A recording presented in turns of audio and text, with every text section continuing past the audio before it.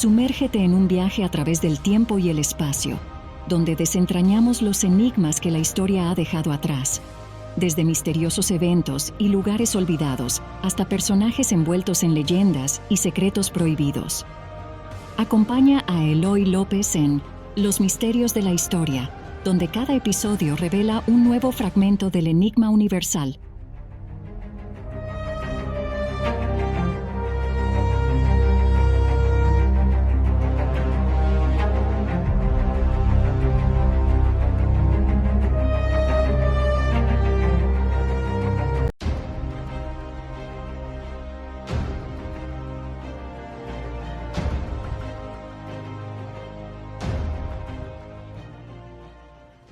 En julio de 1947, un granjero de Roswell, Nuevo México, descubrió lo que posteriormente muchos ufólogos calificaron como restos de un platillo volante, y el gobierno de Estados Unidos como parte de un globo meteorológico. Este hallazgo se consideró un hito en la naciente historia del estudio de los ovnis, y comenzó a conocerse como el incidente Roswell. Menos de un año después de que este suceso ocupara portadas de periódicos y revistas en medio mundo, la base militar secreta Kapustin Yar en la Unión Soviética experimentó también su propio encuentro con un objeto volador no identificado. Un avión de caza MiG ruso que intentó enfrentarse a él fue atacado por el ovni y derribado. Su piloto murió. Esta historia nunca se contó en los medios de comunicación. Detrás del telón de acero, a lo largo de las últimas décadas se han escondido innumerables secretos, misteriosos incidentes relacionados con naves no identificadas, con combates aéreos contra ellas y laboratorios secretos donde se estudiaba la tecnología extraterrestre. Algunos de estos enigmas empiezan a salir a la luz pública. Por primera vez, en Rusia se puede hablar con testigos de avistamientos y científicos expertos en ufología y documentar con asombrosas e inéditas imágenes fotografías e investigaciones hasta hace poco ocultas en los informes secretos de la KGB. Escuchas el Roswell ruso.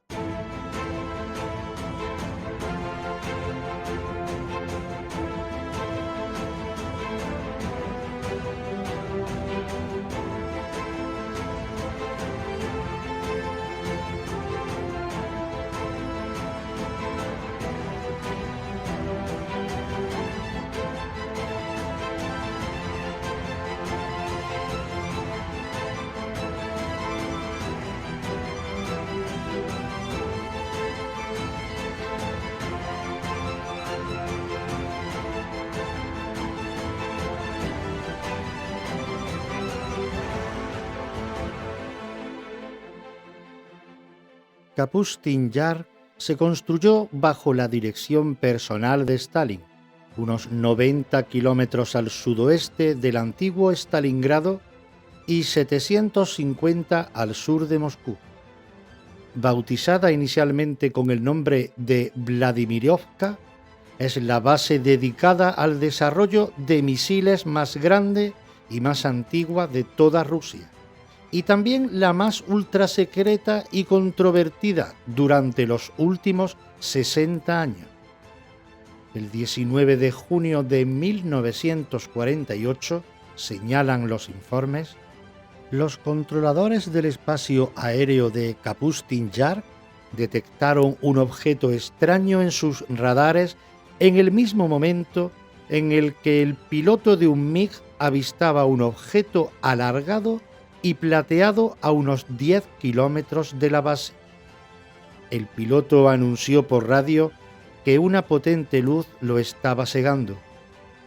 Se cree que recibió órdenes directas del comandante en jefe de las Fuerzas Aéreas Soviéticas, el mariscal Pavel Sigarev para que cerrara el paso al aparato no identificado. El MiG lanzó un cohete que logró derribarlo. Los informes sugieren que el piloto ruso, en un último intento de retomar el control de su avión, fue alcanzado por las armas del ovni ya en el suelo y cayó junto con su MiG. Bill Birnes, ufólogo y editor de la revista norteamericana UFO Magazine, tiene su explicación al suceso. Los extraterrestres probablemente utilizaron un haz de partículas como arma, mientras que el MiG atacaría con las armas que entonces disponían los rusos: ametralladoras, cohetes y alguna versión primitiva de misil, que fueron capaces de romper de alguna manera la capa antigravedad que rodearía al ovni, por lo que se estrelló. Sin embargo, a diferencia del célebre incidente Roswell, este choque nunca llegó a los titulares de los diarios. Según Bill Birnes, los restos del aparato no identificado fueron llevados al laboratorio subterráneo de Siktur y fue el comienzo del programa secreto de ovnis en la Unión Soviética. Es más, a partir de entonces, los rusos se embarcaron en misiones suicidas donde los pilotos de los MiG tenían que abatir todo objeto desconocido que surcase sus cielos. El objetivo era investigar esa avanzada tecnología de las naves extraterrestres.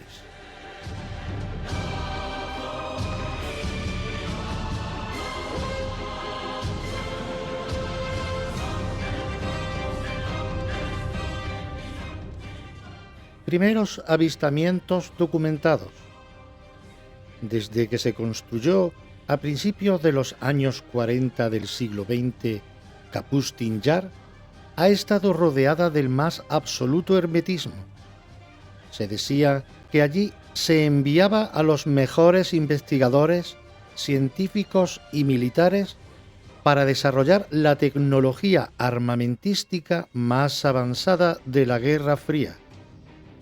También era el lugar donde se probaban distintos tipos de misiles tierra-aire, tierra-tierra o aire-aire, e incluso misiles para ser lanzados desde los submarinos rusos. La construcción de la base se llevó tan encubiertamente que, incluso en previsión de que los habitantes de la pequeña población vecina de Siktur fueran testigos de lo que ocurría en Kapustin Yar, fueron evacuados y la ciudad se eliminó sin más. Muchos investigadores creen que el nombre de Siktur fue después asignado a un centro secreto de investigación ufológica situado bajo la superficie de la base Kapustin Yar, donde se piensa que se almacenarían los restos de ovnis caídos a la Tierra, así como los cuerpos de sus tripulantes. El ufólogo Bill Birnes asegura que muchos países cuentan con centros similares, como el Área 51 en Ground Lake, en Nevada, donde se guarda y estudia la tecnología de los ovnis con el fin de poder practicar ingeniería inversa y así comprender cómo funcionan estos aparatos. Sin embargo, el accidente de 1948 no fue el primero en el que los cielos rusos veían un objeto volador no identificado. Ya en el año 950 de nuestra era, cuenta Paul Stonelil, autor del libro UFO-URS, el viajero musulmán Ibn Fadlan y su expedición avistaron unos extraños fenómenos en el cielo que los atemorizaron y se encontraron con que los nativos acostumbrados a las batallas aéreas entre objetos no identificados no hacían más que mofarse del terror de la expedición extranjera. pero hay muchas más leyendas sobre batallas de luz en el cielo. En el siglo XVII, Rusia experimentó un brote de avistamientos de ovnis que muchos testigos describían como bolas de fuego con forma de cometa.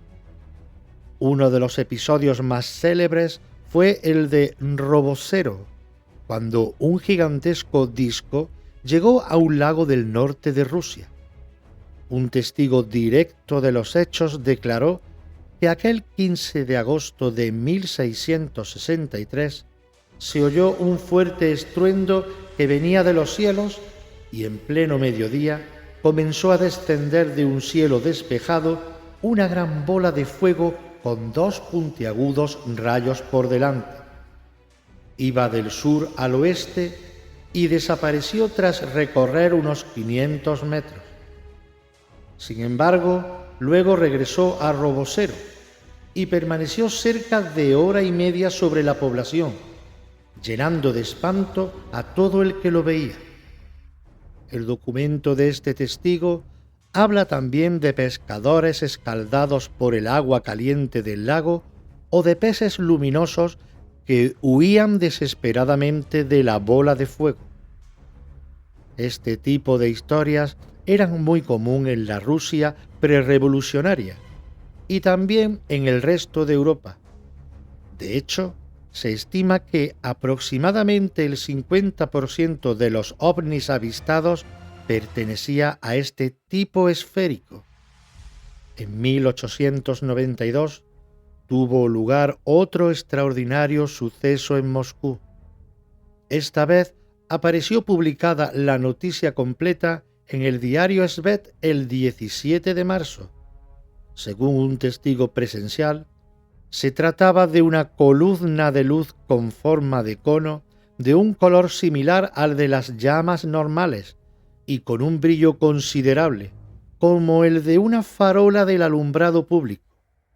El punto desde el que aparecían los rayos estaba inmóvil y los rayos permanecían visibles durante unos 20 o 25 minutos.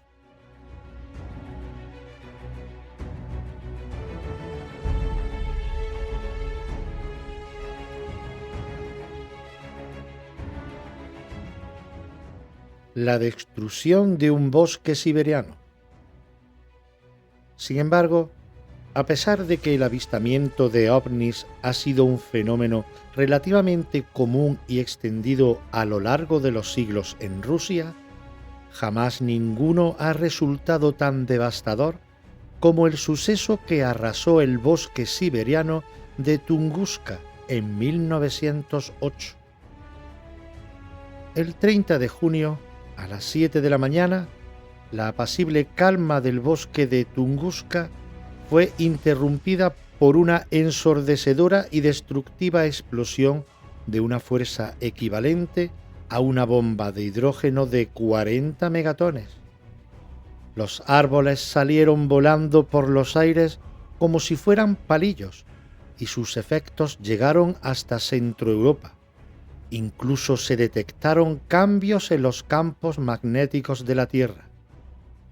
Para explicar este extraño incidente, se barajaron distintas posibilidades.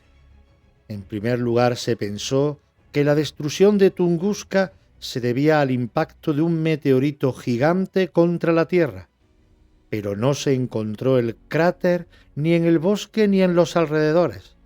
Además, el extraño objeto cambió de trayectoria y voló en dirección contraria, algo que los meteoritos no suelen hacer.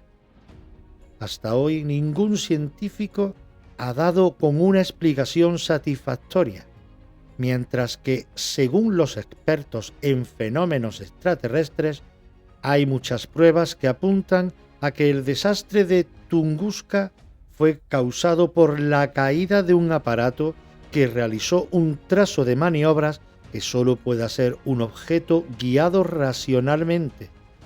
Se cree incluso que fueron dos ovnis los que chocaron contra el bosque.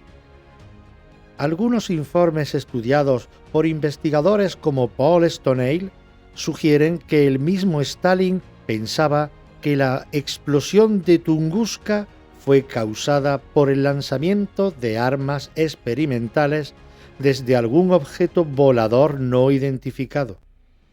Stalin tenía un gran interés en saber si estos objetos venidos del espacio exterior podían constituir una amenaza real para la Unión Soviética, de modo que empleó a algunos de sus mejores científicos para evaluar el posible peligro y al mismo tiempo para intentar reproducir estas naves alienígenas con fines militares a partir de sus restos.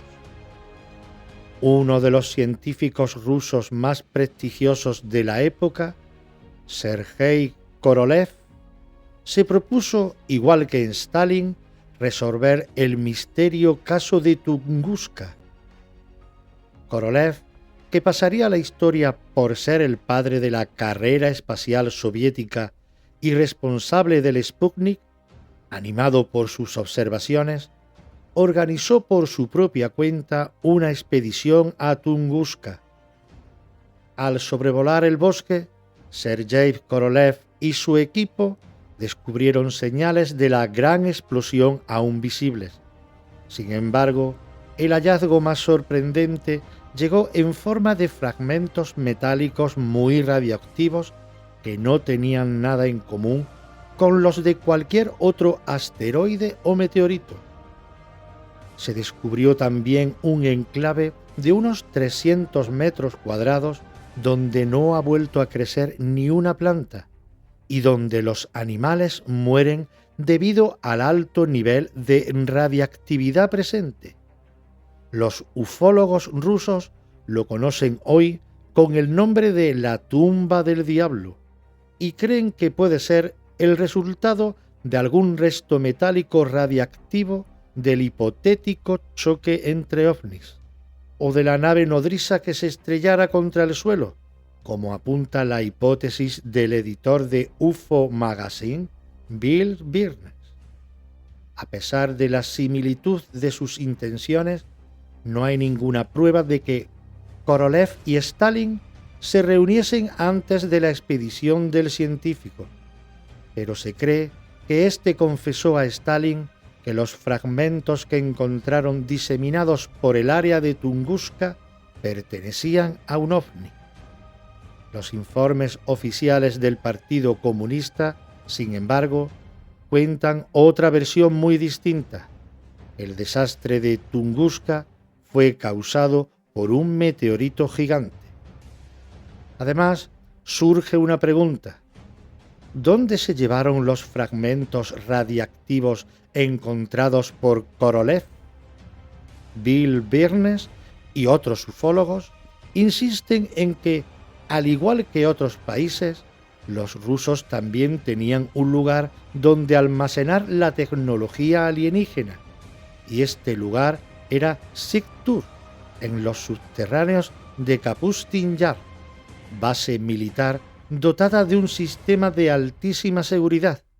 Pero, ¿qué hacían exactamente allí los científicos de Stalin con estos desechos de ovni?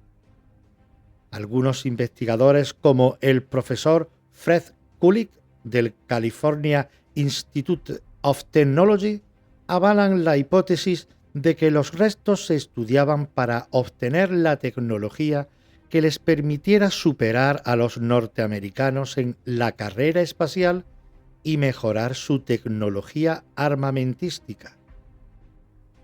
En este extremo no es algo que se pueda asegurar a ciencia cierta, pero algunos informes de la época confirman que tanto Stalin como su sucesor Khrushchev tenía contacto directo con los jefes del programa espacial soviético. También confirman que desde los tiempos de la Segunda Guerra Mundial, pocos años antes del incidente de 1948, los pilotos de aviones MiG recibían la orden de parte de los más altos estamentos militares de disparar a cualquier ovni. Hay que recordar cuán importante fue la carrera espacial y establecer la superioridad de un país sobre el otro en esos años de la Guerra Fría. El dominio tecnológico podría venir de cualquier parte, incluso de las naves extraterrestres.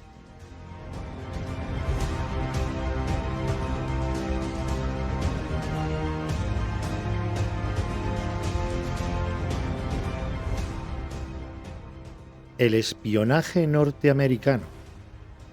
Estados Unidos tampoco permanecía impasible a las investigaciones de la URSS, y, a medida que se extendía el rumor de las actividades llevadas a cabo en Sigtür, tanto sobre los restos del desastre de Tunguska como los del accidente de 1948, la CIA se interesaba más y más por lo que estaba ocurriendo en aquel lugar. Ya en 1950, algunos agentes estadounidenses hablaban de los avistamientos de ovnis en la Unión Soviética. Lógicamente, tras el interés de la CIA, también estaba la investigación armamentística rusa. La primera misión que realizó el avión norteamericano secreto U-2 fue sobrevolar y fotografiar Kapustin Yar. A principios de la Guerra Fría, las actividades desarrolladas en la base de Kapustin Yar incluían la construcción y pruebas de sofisticadas armas, misiles y cohetes. Tras la Segunda Guerra Mundial, Estados Unidos podía miniaturizar hasta cierto punto sus armas, pero los soviéticos no tenían la tecnología necesaria para producir armas atómicas de pequeño tamaño. Por eso tenían que construir grandes cohetes que las transportaran. Según explica el profesor Fred Kulik, lo que a priori era una desventaja, les dio por el contrario una posición privilegiada en la carrera espacial. Stanton Friedman, físico nuclear y ufólogo, asegura que, tras investigar los archivos secretos soviéticos, comprobó que los rusos hicieron durante 18 meses más progresos en el campo del armamento nuclear de lo que habían previsto para los 5 años siguientes, y eso ocurría en 1951, indica Friedman. La actividad de Kapustin Yar no pasó inadvertida para los servicios de inteligencia de la superpotencia rival. La prueba de que era uno de los puntos más vigilados por la CIA se encuentra en los numerosos documentos descalificados que hablan sobre la base soviética. No casualmente, la primera misión de los célebres aviones espía U-2 fue a este lugar. Así se descubrió que Kapustin Yar no era solo un laboratorio donde se desarrollaban nuevas tecnologías, sino también un campo de entrenamiento para las tropas especializadas que utilizaban estas nuevas armas.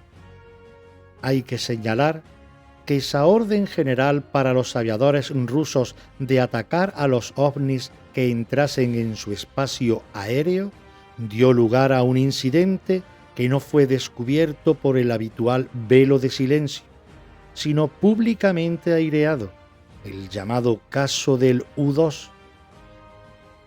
El acrónimo OVNI significa objeto volante no identificado.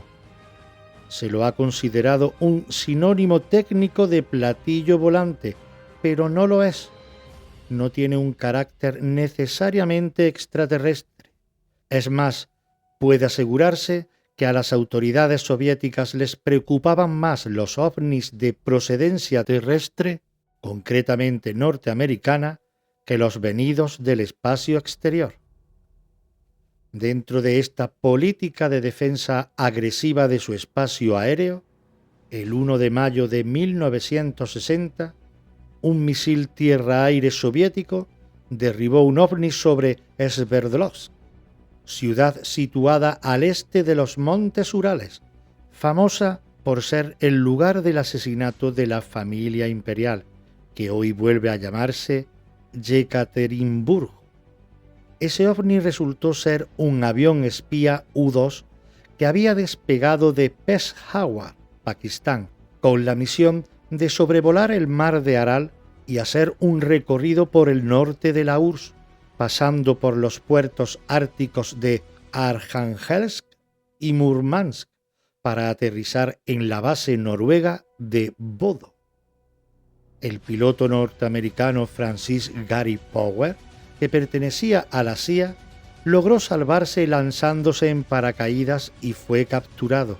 El incidente, bien aireado por Nikita Khrushchev, provocó una crisis diplomática internacional, incluidas protestas de los gobiernos de Pakistán, Turquía y Noruega frente a Estados Unidos, exigiendo que no se utilizaran sus territorios para esas misiones de espionaje aéreo. La conferencia cumbre entre los líderes de Occidente y Khrushchev, convocada en París para el mes de mayo, tuvo que ser suspendida, y Estados Unidos, aun negando que el U-2 tuviese órdenes de realizar ese vuelo espía, ofreció suspender las misiones de los U-2 para apaciguar a Moscú. Khrushchev orquestó perfectamente la propaganda, montando un juicio público para el piloto Powers, que fue condenado a 10 años de prisión, aunque 2 años después sería canjeado por un famoso espía ruso, el coronel Abel. Es decir, en el ambiente de la Guerra Fría, los norteamericanos estaban decididos a llevar sus ovnis al espacio aéreo soviético y los rusos a destruirlos sin remilgos. Pese a ello, Estados Unidos se movió lo suficiente sobre la URSS como para obtener un gran volumen de información. Según desvela un documento conjunto de la CIA, las Fuerzas Aéreas y la Marina estadounidense, la base soviética de Kapustin Yar, que tanto les interesaba, ocupaba una superficie de 2.250 kilómetros cuadrados. Las fotografías aéreas tomadas en aquella época desvelan que disponían de al menos 4 lanzaderas de misiles, 14 plataformas de lanzamiento, un radar de precisión, pistas de aterrizaje y muchas otras áreas con una función sin identificar. A pesar del interés y del esfuerzo de la CIA por descubrir los secretos de Kapustin Yar, había algo bajo tierra que los vuelos de los U-2 no pudieron desvelar, si era o no un laboratorio ufológico ruso.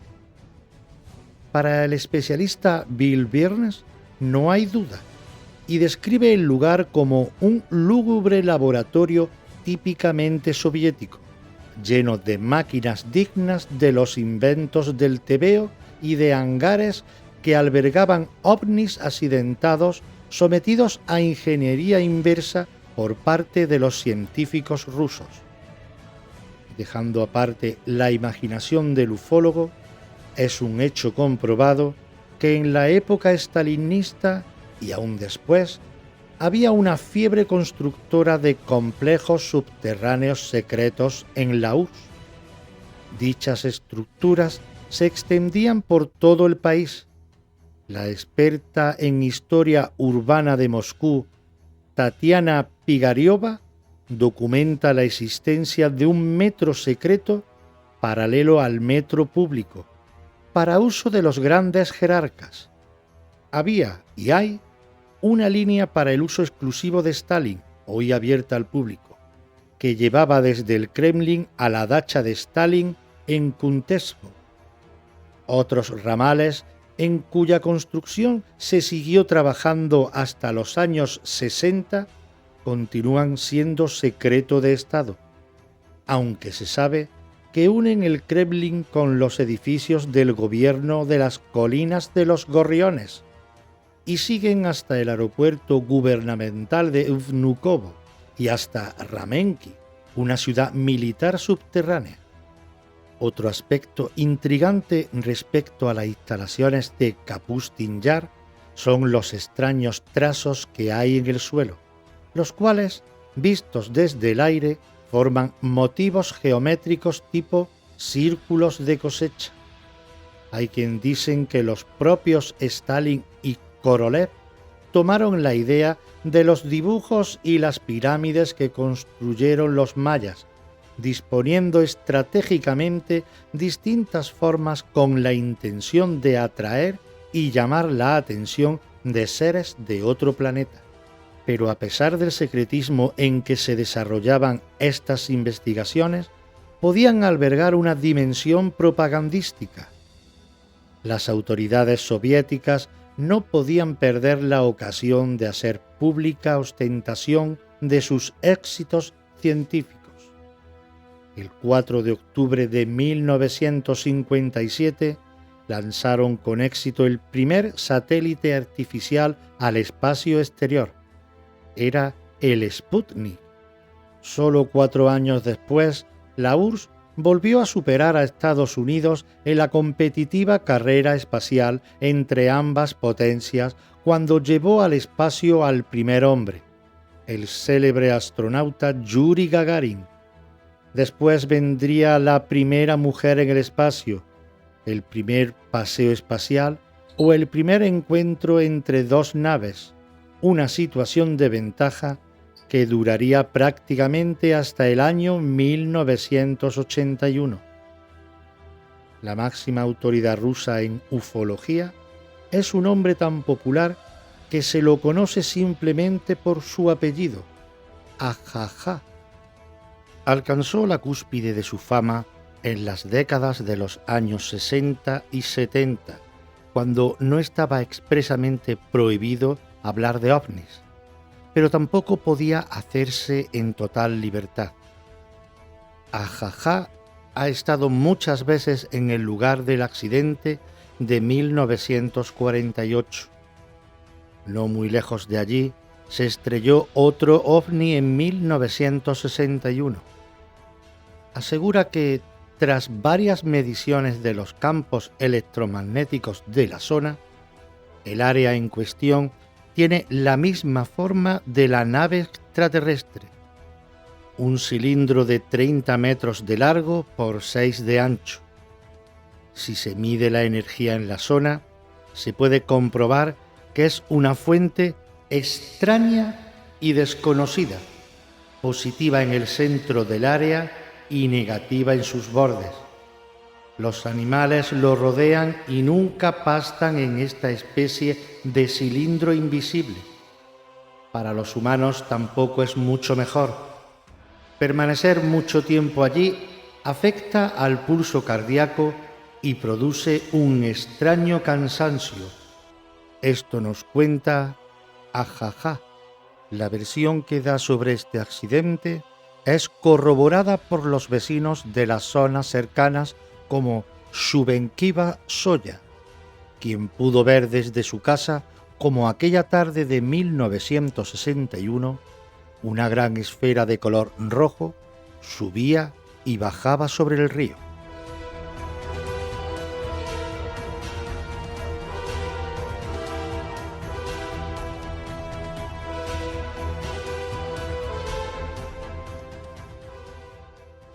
Testimonios de pilotos y astronautas. ¿Qué relación tendrían estos accidentes con Kapustin Yar? No solo la CIA o los expertos estadounidenses les han encontrado un vínculo de conexión.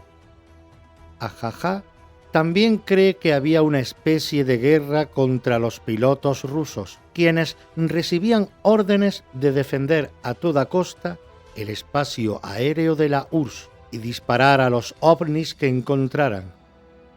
Los testimonios más impresionantes sobre estas supuestas luchas son de la famosa cosmonauta rusa Marina Popovich, quien asegura haber asistido a combates entre ovnis y aviadores rusos. En 1964, en concreto, fue testigo de cómo el instructor de vuelo militar Alexander Kapagan y uno de sus alumnos caían en picado tras el ataque de un ovni.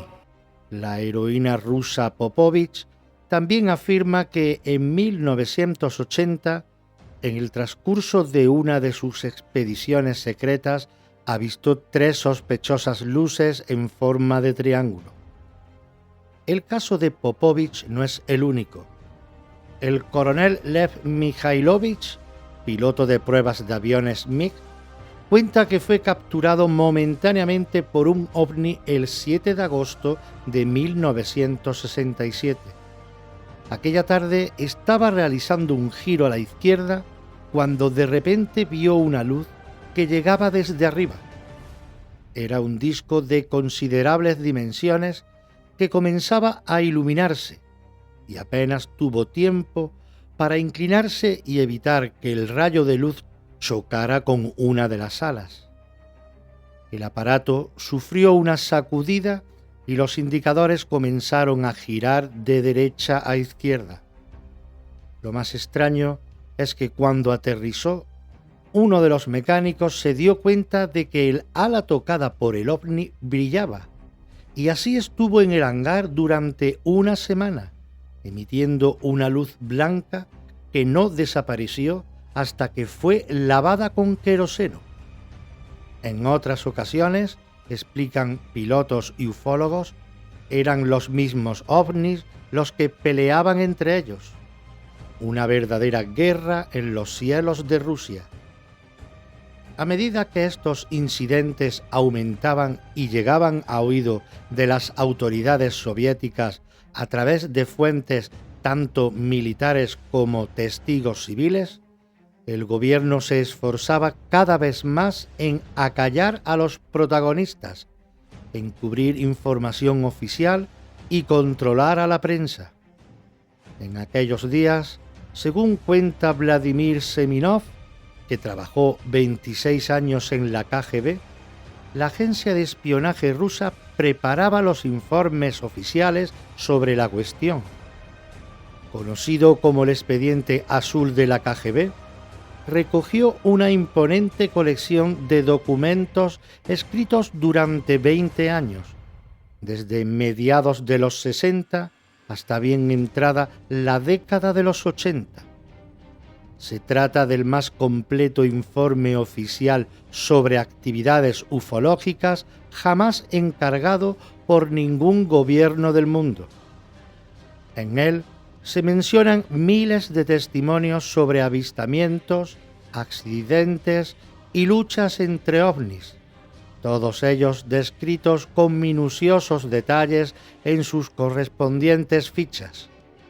Por ejemplo, el expediente azul menciona un avistamiento simultáneo acaecido en una docena de ciudades rusas no lejos de Kapustin Yar, entre las 10 y las 11:30 de la noche del 21 de marzo de 1990. Fueron muchos los que vieron 1 o 2 ovnis y un testigo en particular pudo observar cómo uno de ellos lanzaba un rayo de luz hacia el suelo. En cierto modo, la presión de los rumores era tan fuerte que muchos investigadores creen que la KGB publicó este informe para responder a ellos de forma oficial, pero también aseguran que no es más que la punta del iceberg y que la agencia de espionaje soviética guarda mucha más información sobre el tema.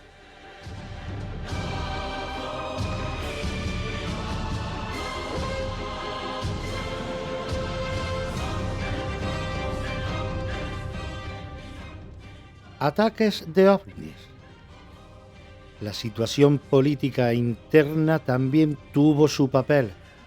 De no haber caído la URSS a principios de los 90, posiblemente muchos de estos incidentes permanecerían ocultos, como ocurrió con los inexplicables fallos que surgieron en las pruebas espaciales realizadas en Kapustin Yar.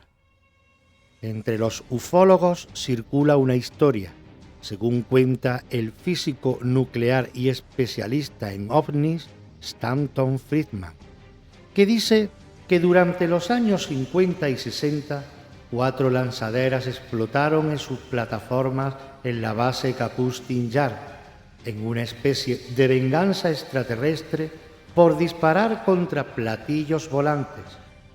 Recientemente se han encontrado cintas rodadas por una cámara militar con imágenes que muestran a 2 ovnis esféricos chocando contra el suelo el 3 de junio de 1960 cerca de Kapustin Yar, y a 3 militares huyendo de la onda expansiva. Los memorandos subsiguientes hablan de explosiones masivas en la zona durante al menos 1 hora después del accidente de ambas naves alienígenas y de cómo una de las esferas localizó y destruyó un depósito de combustible. Los restos de ambos ovnis se enviaron inmediatamente al complejo subterráneo de Siktur. Pero, ¿qué interés podrían tener los alienígenas en nosotros? El experto Bill Birnes defiende que la Tierra es para ellos una especie de colonia subdesarrollada y del mismo modo en que superpotencias como la URSS y Estados Unidos dirimen sus diferencias en terceros países. Los ovnis vienen a la Tierra a luchar entre ellos por nuestros recursos. También muchos ufólogos se preguntan aún por el motivo que llevó a la URSS a mantener tan herméticamente el secreto de los ovnis.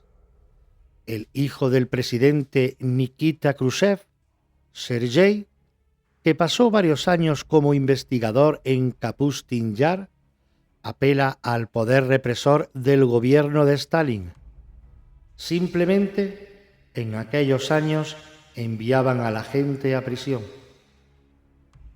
Los tiempos de Stalin, la Guerra Fría y la carrera espacial han pasado, pero los fenómenos relacionados con los ovnis parecen tener aún una especial predilección por las tierras rusas. En 1989 se vio otro ovni cayendo a tierra en los alrededores de Kapustin Yar. En 1997 se trasladaron hasta la legendaria base los restos de un ovni accidentado en Polonia. En mayo de 2005, Kim Murphy, corresponsal del Los Angeles Times en Moscú, publicó cómo un lago de la zona desapareció completamente en pocas horas. Los testigos contaron que a modo de las ondas del desagüe de un lavabo, por el centro del lago se esfumó todo el agua, y la lista de sucesos misteriosos documentados no acaba.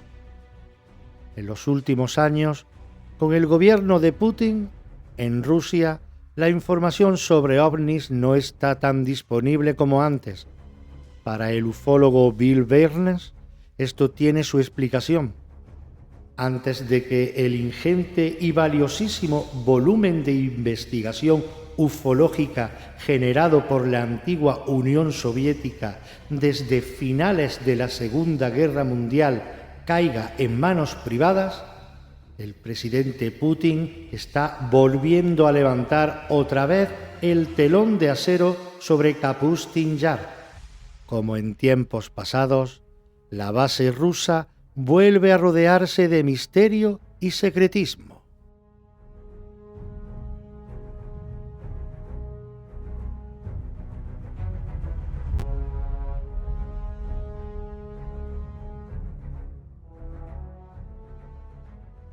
¿Se bañaban los medievales? El hábito del baño estaba bastante extendido en la Edad Media, hasta que el posible contagio de enfermedades acabó con él. A lo largo de numerosos siglos, incluso en la Edad Media, el baño fue una práctica habitual, sobre todo entre gente procedente de las altas clases sociales. Se introducían en grandes tinajas de madera, a menudo 2 o 3 personas, e incluso llegaban a hacerlo hombres y mujeres juntos. También era habitual que comieran o bebieran dentro de las propias tinas, que se tapaban con una sábana para que no escapara el calor. Desde el primer momento, la Iglesia ejerció una constante oposición a esta práctica, ya que consideraba este afán por la higiene algo pecaminoso y un lujo innecesario. Finalmente, tuvieron que llegar las enfermedades y la facilidad de su contagio en este medio. Al menos la Iglesia contribuyó notablemente a propagar esta información, por otro lado poco contrastada, para que decreciera poco a poco el número de baños, abandonándose finalmente esta higiénica costumbre, y fue la rápida propagación de la sífilis lo que lo consiguió definitivamente en la Baja Edad Media. A diferencia de la moral de la Iglesia, los hindúes sí recomendaban el baño y la higiene personal. Como resultado de sus estrictas creencias religiosas, las medidas higiénicas eran importantes en el tratamiento de enfermedades de origen desconocido. Se decretaron 2 comidas al día, con indicaciones de la naturaleza de la dieta, la cantidad de agua a beber antes y después de la comida y el uso de condimentos. Se prescribió cuidadosamente el baño y el cuidado de la piel, así como la limpieza de los dientes con ramitas de árboles nombrados, ungimiento del cuerpo con aceite y el uso de colirios. Los baños en las grandes casas particulares comenzaron a verse en el siglo XVIII. En varios palacios y mansiones europeos todavía se conservan baños de mármol espléndidamente equipados, pero no fue hasta el siglo XIX cuando los baños en las casas privadas se volvieron más comunes. Los accesorios generalmente incluyen un inodoro, un bidé, solamente en algunos países, lavabo, bañera o ducha, espejo y estantes o armarios. En el siglo XX, el equipamiento de baños se convirtió en una industria separada con una amplia variedad de formas especiales de muebles y accesorios de baños. Los materiales utilizados son la porcelana, el esmalte, el plástico, la madera y el acero inoxidable. A lo largo de la historia, el baño se ha usado de manera religiosa o mágica, que implica el uso de agua para sumergir o ungir el cuerpo de un sujeto. Las muchas formas de bautismo, que van desde la inmersión total hasta una aspersión simbólica, indica cómo ciertos baños rituales pueden variar en forma, incluso conservando el mismo significado purificativo. Para atraer la lluvia, por ejemplo, los Zande de África Central vertían agua sobre una persona acusada de retrasar o evitar la lluvia. En comparación, la mikve hebrea buscaba la purificación ritual mediante el uso de cantidades y tipos de agua determinados. El lavado de pies cristiano, pedialabium, que significa humildad, tuvo lugar tradicionalmente en la Iglesia primitiva el Jueves Santo con el acompañamiento de cánticos.